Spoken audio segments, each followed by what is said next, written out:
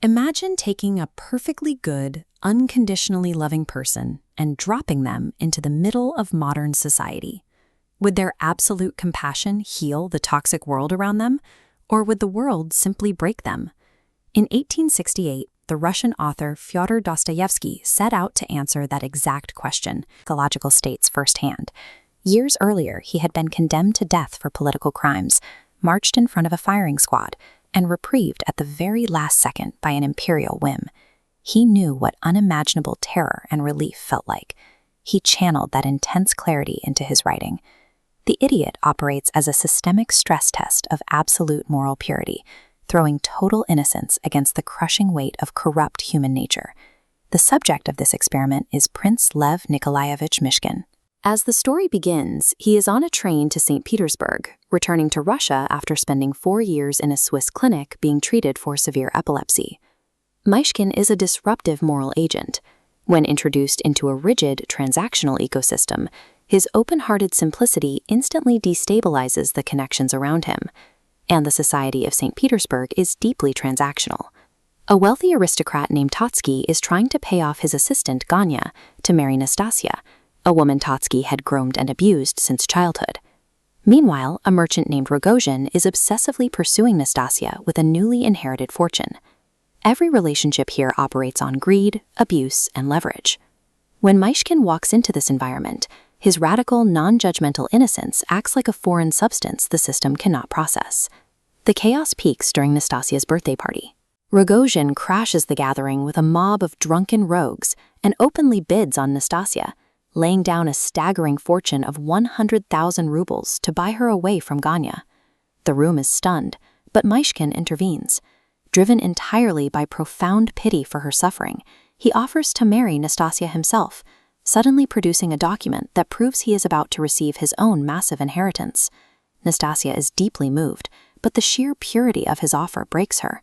Believing a corrupted, fallen woman like herself would only ruin a good man, she violently rejects him. She throws Rogozhin's 100,000 rubles directly into the fireplace and flees into the night. Myshkin's intervention didn't save Nastasia. By offering her unconditional goodness, he forced her to confront her trauma and perceived guilt with such intensity that she fled towards self-destruction. Over the next 6 months, the social circle around the prince begins to warp under the pressure of his total lack of judgment. He treats the worst behaviors with the same compassion he gives to the best. For Rogozhin, this forgiveness is torturous. He is consumed by a jealous rage, but every time he faces Myshkin, the prince treats him with brotherly affection. This lack of resistance pushes Rogozhin toward a breaking point. In a dark stairwell, he finally corners Myshkin and raises a knife to murder him, but the blade never falls. At that exact second, Myshkin is struck down by a violent, full-body epileptic seizure. He collapses down the stone steps, and a terrified Rogozhin flees the scene. By refusing to condemn Rogozhin's darkness, Myshkin effectively forced the man to look into a mirror without any excuses to hide behind.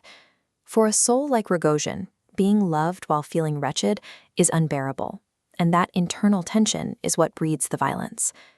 Seeking recovery, Myshkin retreats to the aristocratic summer resort town of Pavlovsk, but the chaos follows him. A group of young nihilists tracks him down, aggressively demanding a cut of his inheritance based on a fabricated claim. He also finds himself trapped in a bizarre love triangle. The proud daughter of a local general, Aglaya, falls in love with him, but Nastasia is obsessively writing letters to Aglaya, desperately begging the young woman to marry the prince in her place. Myshkin admits he does not love Nastasia romantically. He is terrified by her mental state.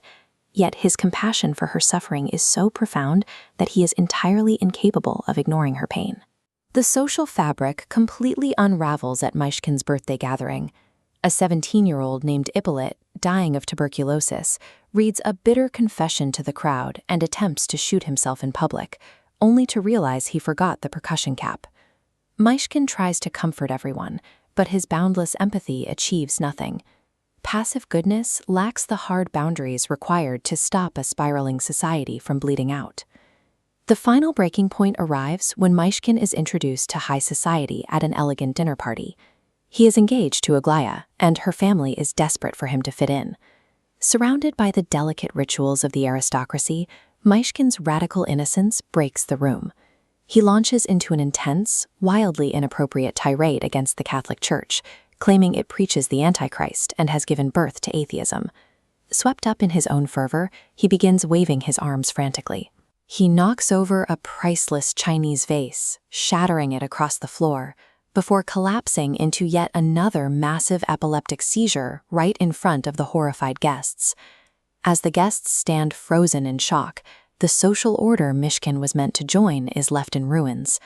The refined, artificial world of the dinner party has been confronted by a raw physical reality it has no way to explain or contain. The wreckage of the dinner party leads to an explosive final confrontation between Aglaya and Nastasia. Aglaya bitterly insults the traumatized woman, demanding that Myshkin finally choose between them. Faced with an impossible choice, Myshkin is driven entirely by his desperate need to alleviate suffering. He cannot abandon the hysterical Nastasia, so he stays to comfort her, effectively destroying his relationship with Aglaya forever.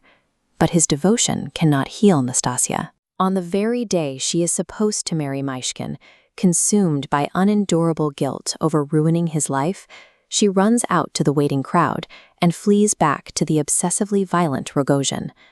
Myshkin tracks them down in St. Petersburg, only to make a horrific discovery. Rogozhin has stabbed Nastasia through the heart. The two men spend the night keeping vigil over her corpse, as Myshkin's mind permanently fractures, regressing completely into a state of idiocy. Dostoevsky's experiment concludes in total darkness. The idiot serves as a devastating warning. True, unconditional compassion without boundaries is incompatible with reality.